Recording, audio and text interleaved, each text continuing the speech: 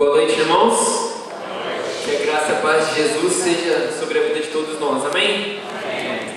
Que bom que estamos aqui mais um dia, onde nós podemos louvar e engrandecer o nome do nosso Deus. Queria convidar você a pensar comigo sobre a sua vida de organização. Você é uma pessoa organizada? Ou você é uma pessoa desorganizada? Não é para olhar para a pessoa do lado e cutucar, falar que ela é organizada, desorganizada, é para você pensar em você. Porque hoje é necessário que nós sejamos organizados. A gente precisa ter uma vida organizada. E eu admiro as pessoas que conseguem se organizar, porque eu não sou tão organizado quanto deveria. O pastor Rodrigo aqui da nossa igreja, para mim, é um exemplo de organização. Ele é muito sistemático, muito metódico, todas as coisas no seu devido lugar, no lugar certo.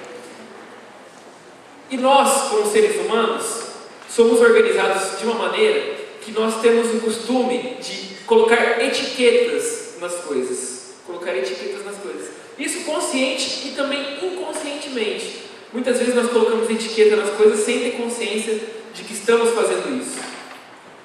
Nós damos grau de importância para algumas coisas de forma maior e para outras coisas de forma menor. Nós costumamos dizer que tem um grau de importância, sempre assim, né? Deus em primeiro lugar, acima de todas as coisas, família, ministério, trabalho e algumas coisas assim. Geralmente, essa é a ordem de importância que nós colocamos. Mas, nem sempre essa é a verdade. Muitas vezes nós colocamos a etiqueta de Deus em outras coisas. Muitas vezes você tem colocado a etiqueta de Deus em outro lugar na sua vida. Às vezes você sabe disso, mas às vezes você não sabe. Às vezes você tem colocado a etiqueta de Deus no seu trabalho. O seu trabalho tem sido a coisa mais importante para você. Existem pessoas que colocam a etiqueta de Deus na sua família, na sua namorada, na sua noiva, nos seus bens, nas suas posses, na sua própria confiança. Nós temos mania de etiquetar as coisas. E essa noite eu queria apresentar aqui alguns desafios que nós precisamos vencer. Para nós vencermos esses desafios, nós precisamos também colocar etiqueta nesses nossos inimigos e colocar a etiqueta de Deus em Deus para que nós assim possamos vencer esses nossos inimigos. Para isso eu convido você a abrir sua Bíblia no livro de 2 Crônicas, capítulo 20. Livro de 2 Crônicas, capítulo de número 20. É a história do exército de Josafá. Segundo livro de Crônicas, capítulo de número 20.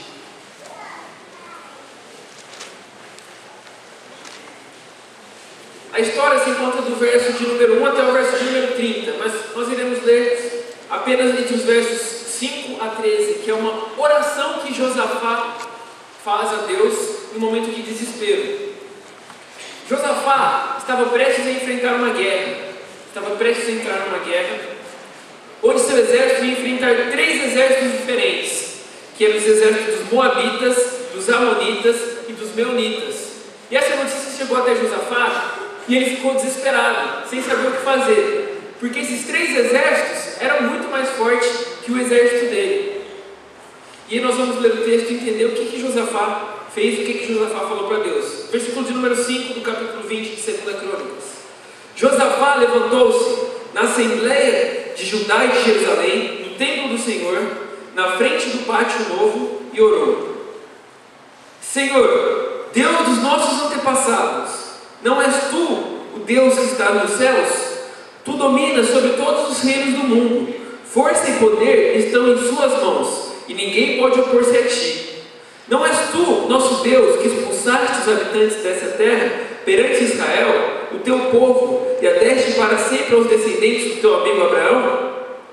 Eles a têm habitado e nela construíram um santuário em honra ao teu nome, dizendo: se alguma desgraça nos atingir, seja o castigo de espada, seja a peste, seja a fome, nós nos colocaremos em tua presença diante desse templo, pois ele leva o teu nome e clamaremos a ti em nossa angústia, e tu nos ouvirás e nos salvarás. Mas agora estão aí os Amonitas, Moabitas e habitantes dos montes de Seir, cujos territórios não permitisse que Israel invadisse quando vinha do Egito. Por isso os israelitas se desviaram deles e não os destruíram. Vê agora retribuindo, ao virem expulsar-nos da nossa terra, que nos deste por herança. Ó nosso Deus, não irás tu julgá-los? Pois não temos força para enfrentar esse exército imenso que vem nos atacar. Não sabemos o que fazer, mas os nossos olhos se voltam para ti. Mais uma vez no finalzinho, não sabemos o que fazer, mas os nossos olhos se voltam para ti. Quantas e quantas vezes nós não estamos numa situação como a do exército de Josafá?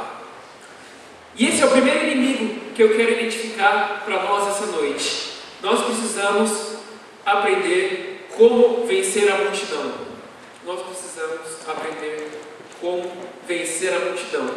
Nesse texto aqui, se você continuar lendo, a história diz o seguinte: Josafá se colocou na presença de Deus, desesperado, levantou e orou, pois ele não sabia o que fazer, não existia mais forças. Então veio a resposta da oração para Josafá. Deus disse para Josafá simplesmente posicionar seu exército no outro dia, ao amanhecer do dia, e ele veria o livramento que Deus daria para ele. Então o exército de Josafá se posicionou, e quando eles foram para lutar, Deus falou assim: vocês não vão precisar lutar, vocês vão simplesmente tomar posição de guerra e louvar e adorar o nome do Deus dos exércitos. E Josafá obedeceu. Josafá ouviu o que Deus tinha dito e obedeceu. Ele colocou lá seu exército posicionado e começaram a cantar hinos de louvores. Enquanto Josafá fazia isso com o seu exército, o que acontecia era que os exércitos moabitas, amonitas e meunitas se confundiram e lutaram entre si e se destruíram. E na Bíblia diz, na história conta que não ficou um sequer vivo desses três exércitos. Não ficou um sequer vivo desses três exércitos. Então, assim Josafá e seu exército venceu essa batalha sem a necessidade de lutar, sem a necessidade de levantar espada, escudos ou nada disso. E além, eles foram além disso. Deus foi tão bondoso com eles que quando eles olharam, aquela multidão toda estava morta, apenas cadáveres no campo de batalha, e eles passaram 3 dias saqueando ouro, prata e bronze daquele exército. E no 4º dia, eles já não conseguiam mais levar nada embora, então se reuniram e louvaram a Deus pela vitória que haviam obtido. Josafá venceu a multidão sem precisar lutar. Nas nossas vidas, nós precisamos aprender a vencer a multidão, assim como Josafá fez. Josafá tomou uma postura muito importante, que foi o seguinte: colocar nas mãos de Deus, quando não sabia mais o que fazer. Ele pegou a etiqueta que devia estar no lugar de Deus e colocou: Deus, aqui ó, você é Deus da minha vida, Deus do exército de Israel, Deus de todas as coisas. Eu não tenho mais forças, eu não sei o que fazer, mas o Senhor é o Senhor dos exércitos. Na oração dele nós vimos: acaso não foi o Senhor que nos mandou até aqui? Não foi o Senhor que nos deste essa terra por herança? Então o Senhor vai me livrar, eu confio, eu acredito no Senhor. E quantas vezes, na minha e na sua vida, você precisa enfrentar a multidão e não sabe o que fazer? Você já não tem mais força para isso. Mas o que tem sido a multidão na sua vida? E quais são as suas posturas quando a multidão vem de encontro a você na luta, na batalha? Qual tem sido a sua postura? Você tem se colocado na presença de Deus e falado: Deus, esse aqui é o seu lugar, a etiqueta de Deus, o lugar de Deus? Ou você tem confiado em você mesmo? Ou você tem confiado na sua própria força, no seu próprio braço? Ou você tem confiado em primeiro lugar na sua família, em primeiro lugar nos seus bens e nas suas posses? Qual tem sido a multidão que você tem que enfrentar no seu dia a dia? Cada um tem a sua multidão. A multidão para você é o governo? Há pouco o pastor Evandro está falando aqui das crises, das coisas que nós enfrentamos, do medo, da crise econômica. E eu queria dar uma palavra para você sobre isso. Acalme seu coração, porque o Senhor é o Deus que provê todas as coisas. Amém. A palavra de Deus nos diz que Deus se preocupa tanto sim com os animais, que eles não precisam se preocupar com as flores do campo, quanto mais a nós. Quanto mais a nós. Então acalma seu coração, porque nosso Deus é dono de todo ouro, de toda prata, de todo bronze. Você não tem que e descansar em Deus. Descansar em Deus. Colocar isso nas mãos de Deus. O governo tem tentado impor várias coisas sobre nós, nas quais nós precisamos tomar postura de cristão, uma postura firme. O governo diz para nós que nós não podemos educar nossos filhos através da correção física, mas a palavra do Senhor diz que nós devemos fazer isso, que nós devemos educar nossos filhos. Você precisa corrigir seu filho fisicamente quando for necessário. Quem já é adulto aqui, eu tenho certeza absoluta que apanhou muito quando era criança. O couro comia, né? Lá em casa era assim também. O couro comia. Eu aprontava, eu brigava com a minha irmã. Não, eu apanhava 2 vezes, eu apanhava da minha irmã e apanhava dos meus pais, porque eu tinha brigado depois. E muitas vezes eu fui corrigido fisicamente. Estou vivo aqui, estou inteiro, não está faltando nenhum pedaço. Não está faltando nada. Meus pais me corrigiram fisicamente. E a varinha tem que comer. Quando eu tiver meu filho, a varinha vai comer lá em casa também. E pai, você precisa corrigir seu filho. Você precisa corrigir seus filhos adolescentes, seus filhos crianças. E se não corrige o adolescente, eu vou sentar borracha aqui na igreja também. E eles sabem que eu estou falando a verdade. A gente precisa tomar uma posição de cristão, E a posição de cristão é seguir a Bíblia, seguir a palavra de Deus, aquilo que Ele deixou para nós.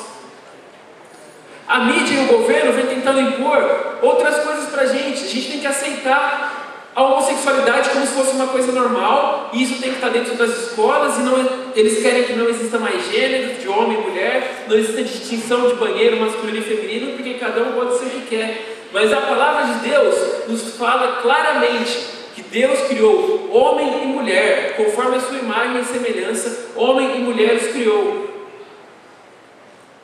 Mas nós não podemos falar contra isso mais, porque o governo proíbe, porque as novelas dizem que isso é normal, que a gente tem que aceitar todo mundo como é. Sim, nós temos que aceitar as pessoas, acolher e abraçar, mas não é simplesmente passar a mão na cabeça.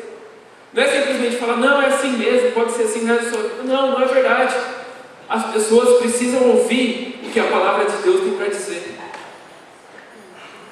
Nós precisamos falar o que a palavra de Deus diz. Não podemos nos calar, não podemos nos acovardar perante essas coisas. Nós temos que tomar posição, assim como Josafá fez com o seu exército.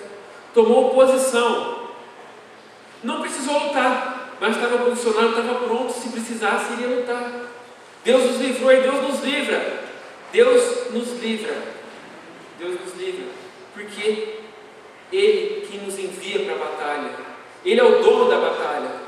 Nós só precisamos colocar à disposição dele para ser usados. Josafá tinha um problema. E ele colocou o seu problema nas mãos de Deus.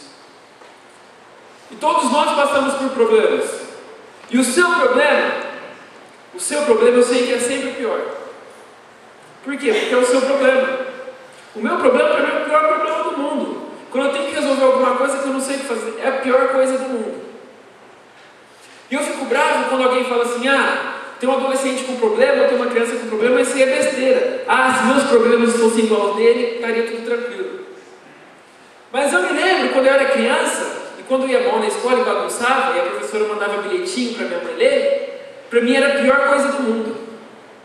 Era a pior coisa do mundo. Eu ficava sem comer, ficava chorando no meu quarto trancado, e minha mãe não sabendo o que está acontecendo. Eu falava, o que foi, filho? Eu falava, não foi nada não. Porque aquilo para mim era a pior coisa do universo. Por quê? Porque é o meu problema. Às vezes você fala, o adolescente está com uma dor de cotovelo porque tomou um fora da namorada. Para ele, se tivesse um buraco ele pudesse se enterrar ali dentro e não sair nunca mais, ele faria isso. Porque é o pior problema, porque é o dele. E o seu problema é sempre pior.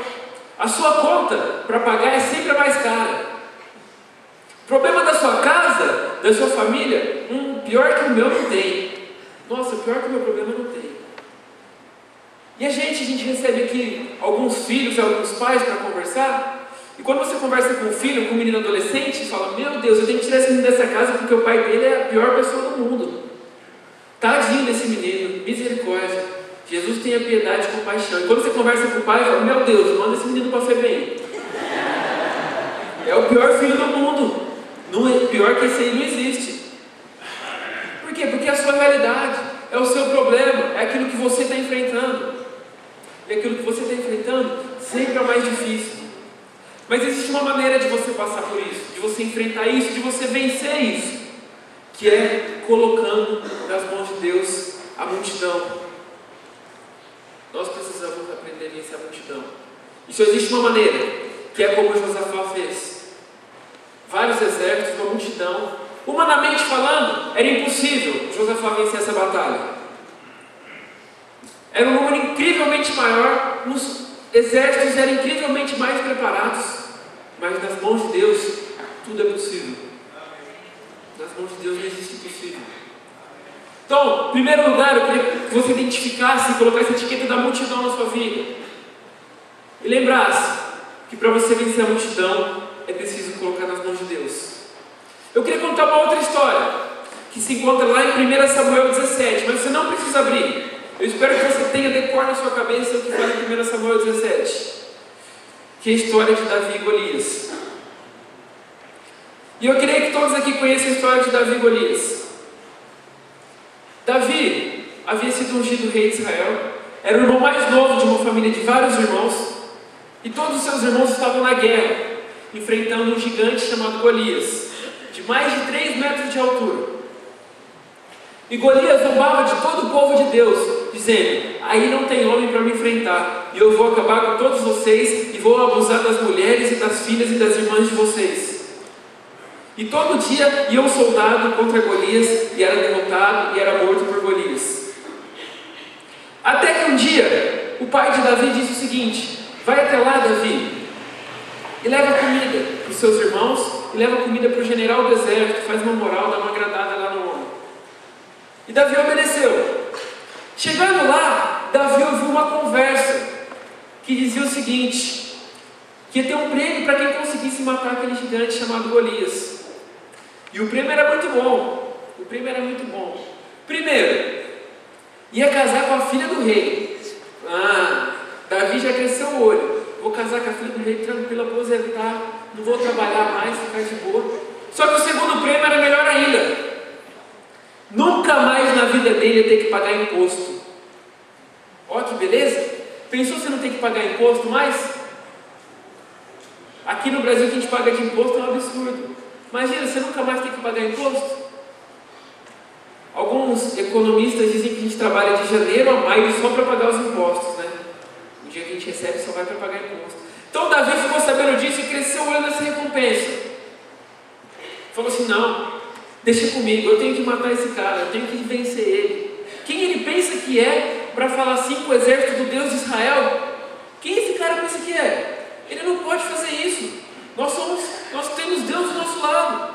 Então ele falou com o rei disse assim, tá bom, você pode enfrentar esse gigante. Pega aqui minha armadura. Davi colocou a armadura e não conseguiu dar um passo, de tão pesada que era aquela armadura. De tão pesada que ele não conseguiu dar um passo para frente, não conseguiu se mexer. Ele falou, não, eu vou sem isso aqui. Eu não preciso disso aqui não. Então ele chegou na frente de Golias e Golias disse o seguinte para ele, ô baixinho, eu vou acabar com você e vou jogar seu corpo para os urubus comer hoje ainda. E Davi disse o seguinte, você vem contra mim com paus e pedras, eu vou contra você em nome do Senhor dos Exércitos. Então Davi pegou algumas pedrinhas e uma funda que é uma espécie de estilingue e olhou para Golias e mirou e jogou aquilo e acertou na testa de Golias. Aquilo entrou na testa de Golias, Golias caiu morto no chão. Davi foi até lá, cortou fora a cabeça de Golias, cortou, na Bíblia diz, se você quiser ler o texto depois, 1 Samuel 17, cortou fora a cabeça de Golias e levou para o exército para mostrar, quem manda aqui é o Deus de Israel. Humanamente, Davi jamais poderia vencer Golias. Humanamente, jamais ele poderia vencer Golias. Mas o que ele fez? Pegou a etiqueta de Deus e colocou aonde? No lugar de Deus, em primeiro lugar. O rei falou, ó, a etiqueta de Deus está aqui nessa armadura. Mas Davi falou, não, a etiqueta de Deus só pode ficar em Deus, porque é Ele que comanda a minha vida. Eu poderia chegar aqui para vocês essa noite e contar uma outra história. A história de 3 porquinhos, que diz o seguinte: existiam 3 porquinhos, e o primeiro porquinho construiu sua casa de palha. Então veio contra ela, o lobo mau assoprou e derrubou essa casa. Então houve um segundo porquinho, que construiu uma casa de madeira, mais ou menos. Veio o lobo mau, assoprou e derrubou aquela casa. Mas teve um terceiro porquinho que construiu sua casa de cimento, sua casa com alvenaria, sua casa forte e reforçada. Veio o lobo mau, assoprou contra aquela casa e não deu em nada. A moral da história de Davi e Golias e dos 3 porquinhos é a mesma. Davi, eu posso aplicar para você o seguinte: você precisa vencer o gigante da sua vida, você precisa enfrentar os gigantes da sua vida. E dos 3 porquinhos, você precisa vencer o lobo mau da sua vida, você precisa estar preparado, você precisa construir sua casa firme e forte. Mas existe uma diferença que é crucial nessas 2 histórias. Davi coloca nas mãos de Deus a sua luta e a sua batalha. E isso faz toda a diferença. Isso faz toda a diferença no seu dia a dia. Isso faz toda a diferença quando você tem que enfrentar o seu gigante. Isso faz toda a diferença na hora da sua luta e da sua batalha. Na hora que você tem que tomar posição. Não é minha força. Eu perto de Golias, quem sou eu? Mas quem é Golias perto de mim quando eu estou com Deus vivo, Deus dos exércitos? Não é ninguém, não é nada. Nós precisamos aprender a colocar a etiqueta de Deus no lugar de Deus, em primeiro lugar, acima de toda e de qualquer coisa. E se Deus pedisse para você a sua empresa? E se Deus pedisse para você o seu curso da faculdade? O que você faria? Falaram, não Deus, espera aí, eu estou fazendo isso aqui, ó. Quando eu acabar isso aqui, aí eu vou ter tempo para o Senhor. Está colocando a etiqueta de Deus em outras coisas, em lugares onde não deveria colocar, deixando Deus em segundo plano. E nós fazemos isso inconscientemente. Quando a gente ouve a voz de Deus mandando a gente fazer alguma coisa, a gente pensa que é coisa da nossa cabeça e não faz, você está deixando Deus em segundo lugar. Quantas e quantas vezes eu já ouvi Deus falar para mim, faz tal coisa, vai para tal pessoa e fala aquilo, e eu penso, não, isso é coisa da minha cabeça, eu estou delirando, eu vou lá e não vai ter nada a ver. Não, é Deus falando, e a gente não ouve, porque a gente não coloca Deus em primeiro lugar. Quantos de nós não temos uma vida devocional diária de leitura bíblica e oração? É uma pergunta que você não precisa responder, mas pensa, quanto tempo você consegue parar para orar e meditar na Bíblia? Hoje em dia, parece que o dia está cada vez mais corrido, cada vez mais curto, a gente não consegue tempo para nada. E quando você faz um plano de leitura da Bíblia, ou um plano de oração diária, quando o seu dia fica apertado, é a primeira coisa que você tira. Ah não, depois eu leio a Bíblia, que der tempo. Ah, não deu tempo, hoje eu recupero amanhã. Aí junta 2, 3, 4, 5 dias, você vai deixando para depois. Nós temos dificuldade em orar porque nós não sabemos o que falar para Deus, porque nós não nos relacionamos com Ele como deveríamos. E nós não nos relacionamos porque não conhecemos Ele como deveríamos. Nós não conhecemos porque não temos intimidade com a palavra de Deus. Porque tudo que você precisa saber sobre Deus está na Bíblia. É o nosso manual, nosso manual de conduta, de tudo aquilo que a gente deve e não deve fazer. Todos os princípios estão contidos na Bíblia Sagrada. Aí você vai orar e tem dificuldade para orar. Por quê? Porque não está lendo a Bíblia, não sabe sobre o que falar para Deus. Deus é como um amigo que a gente conversa. Se a gente não tem contato, a gente não tem assunto para falar. Se a gente não tem assunto, não tem amizade. E com Deus é a mesma coisa. A oração é de você para Deus e de Deus para você. Você fala e você ouve. Você se relaciona. Nós precisamos aprender a nos relacionar com Deus. E acontece comigo, pelo menos acontece alguns fenômenos quando eu vou orar, principalmente quando eu estou para fazer isso na hora de dormir. Não sei se acontece com você também. Eu começo a orar, estou orando, Deus, obrigado por esse dia, foi maravilhoso, o Senhor me abençoou, não foi tão bom assim, mas louvado seja o teu nome.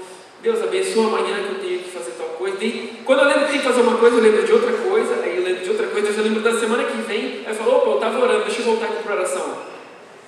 Eu já me perdi no meio de tudo. Ou eu estou orando, e no meio da oração eu durmo e acordo no outro dia falando amém.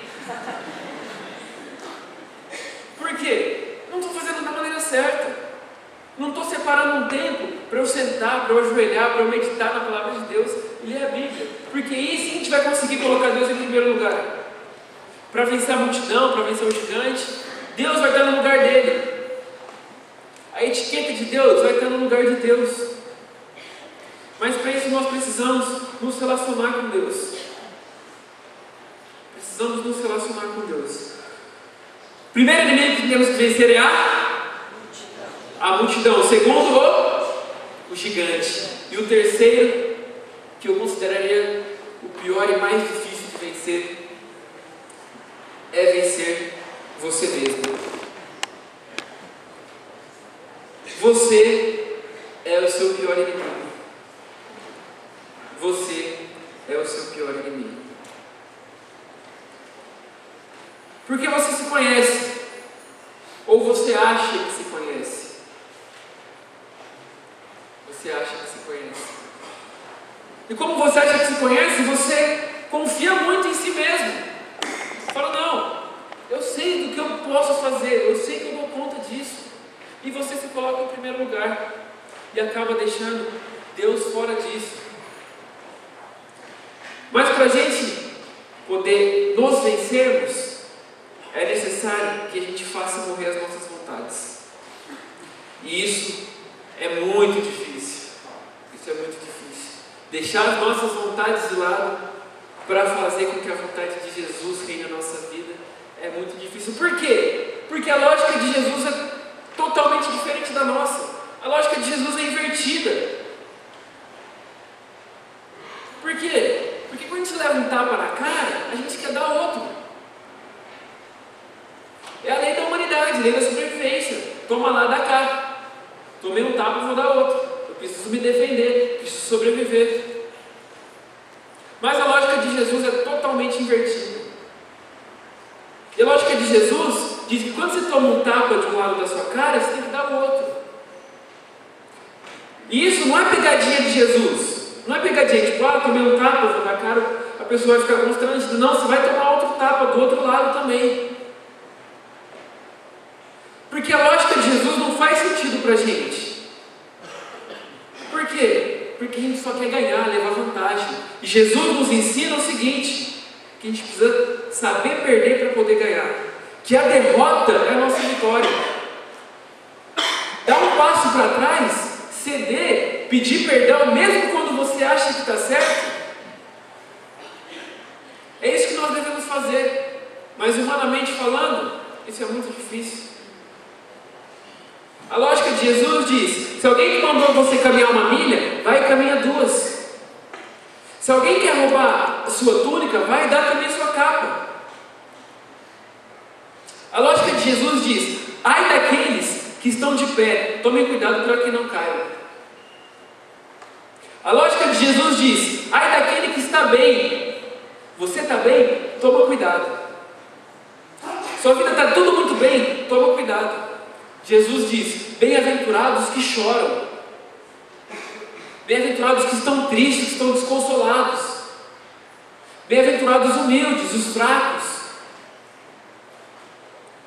Ouvir isso de Jesus nos leva a entender que Jesus tem um lado, que é o lado do mais fraco. Jesus está do lado dos mais fracos, porque a lógica dele é totalmente diferente da nossa. Está totalmente ao contrário. Isso bagunça a nossa cabeça, porque a gente não entende isso. Como assim? Jesus diz: vocês ouviram o que foi dito, olho por olho, dente por dente, mas eu porém vos digo. Não é assim não. Quando você quando você for ofendido, abrace, perdoe, ame. Ame os seus inimigos, porque amar um amigo, qualquer um ama. Ame os seus inimigos, aqueles que fazem mal para você. Identifica os seus inimigos, identifica o gigante, a multidão, e ame os seus inimigos e constranja com amor. Se seu inimigo é o governo, se seu inimigo é a Dilma, a Aécia, é deputado, é vereador, que está roubando o país o tempo todo, ame-os, ore pela vida deles. Tira a trave do seu olho, que nós fazemos pequenas corrupções todos os dias e colocamos a culpa no governo. E nós somos inocentes, nós não fazemos nada de errado, é culpa do governo. Mentira, é culpa minha e culpa sua. Assuma a sua responsabilidade. Identifica o seu pior inimigo, que é você, e lute contra você mesmo, contra os seus desejos, contra os seus pecados, porque eles são os mais difíceis de serem vencidos. Nosso corpo acorda todo dia dizendo: eu quero pecar, eu quero pecar, eu quero pecar, eu quero pecar, porque a nossa natureza humana é pecaminosa. Mas nós precisamos fazer isso morrer, porque isso foi vencido na cruz por Jesus. E essa lógica que bagunça a nossa cabeça tem que fazer sentido, porque a gente tem que saber perder para poder ganhar. Quero que você abra sua Bíblia agora no livro de Jeremias. Já estamos caminhando para o final. Jeremias capítulo 18.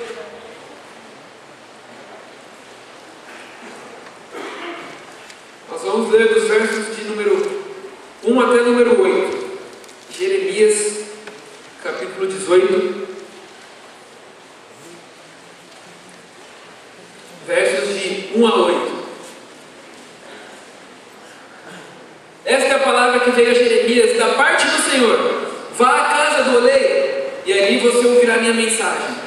Então fui à casa do oleiro e vi-o trabalhando com a roda, mas o vaso de barro que ele estava formando estragou-se em suas mãos, e ele o refez, moldando outro vaso de acordo com a sua vontade. Então o Senhor dirigiu-me a palavra, dizendo: ó comunidade de Israel, será que eu não posso agir com vocês como fez o oleiro? Pergunta o Senhor. Como barro nas mãos do oleiro, assim são vocês na minha mão, ó comunidade de Israel. Se em algum momento eu decretar que uma nação ou um reino seja arrancado, despedaçado e arruinado, se essa nação que eu adverti converter-se da sua perversidade, então me arrependerei e trarei sobre ela a desgraça que eu tinha planejado. Pense agora na sua vida como um vaso de barro nas mãos de Deus. Se Deus quiser pegar e destruir e despedaçar esse barro que é você, Ele pode fazer isso. E se for preciso, eu te digo, peça para Deus fazer isso na sua vida. Clame para que Deus te destrua e te faça de novo. Nós somos como um vaso de barro nas mãos de Deus. Nós precisamos aprender a nos colocar na presença dEle, para Ele nos quebrar se for preciso, e nos fazer de novo, nos moldar conforme a sua vontade. E isso pode doer, isso pode ser difícil, pode ser traumatizante para você, mas é a vontade de Deus, então é a melhor coisa para a sua vida. Ser moldado conforme a vontade de Deus. Ser moldado conforme a vontade de Deus é a melhor coisa que pode existir na sua vida. Nem que para isso você precise ser despedaçado, refeito de novo, 1, 2, 3, 4, não importa quantas vezes. Se coloque nas mãos de Deus. Se coloque nas mãos de Deus. Coloque tudo o que você tem, toda a sua força, todos os seus negócios, sua família, nas mãos de Deus. E coloque a etiqueta de Deus em primeiro lugar. Porque quando vier lá no final, o momento da salvação, aquele momento da alegria, você vai poder olhar para trás e falar assim: eu coloquei nas mãos de Deus. Eu coloquei nas mãos de Deus. Você vai poder se alegrar. Eu quero encerrar contando uma história. A história de um cara que chegou no céu e foi entrar no céu, e ele pediu para Jesus para ver como foi a vida dele. Ele pediu para Jesus para ver como foi a vida dele. Então Jesus levou ele até uma praia. E nessa praia tinha várias pegadas. Tinha algumas pegadas duplas e algumas pegadas sozinho, pegadas de 2 pessoas, pegadas sozinhas. E no final estava tudo bagunçado. As pegadas todas bagunçadas. E o cara falou para Jesus: não estou entendendo. Não estou entendendo, Jesus. O que você quer dizer com isso? Essa aqui é a sua vida. Então aqui quando eu estou na pegada sozinho, é quando eu estava perdido, estava sem você. E as duas pegadas quando a gente estava junto. Mas no final embaralhou tudo. Jesus falou, não, você não entendeu nada. Quando tem duas pegadas aqui, são os momentos bons da sua vida, que a gente está andando lado a lado, de mãos dadas, estou caminhando junto com você. Mas quando tem uma pegada só, são os momentos difíceis, são os piores momentos da sua vida, que foi quando você não conseguia andar. Então eu te peguei no colo e te levei. Por isso só tem a minha pegada, porque você estava no meu colo. Mas e no final, Jesus? Por que está tudo embaralhado? Eu me perdi? Não. No final, você já fez tudo o que você tinha que ter feito. Porque você estava nas minhas mãos. Então a gente pôde se alegrar e pôde dançar. Porque o final com Jesus é maravilhoso. O final com Jesus é maravilhoso. Mas para isso, nós precisamos nos colocar na presença dEle. E a primeira pessoa que precisa fazer isso sou eu. Quero convidar você a fechar seus olhos, abaixar sua cabeça.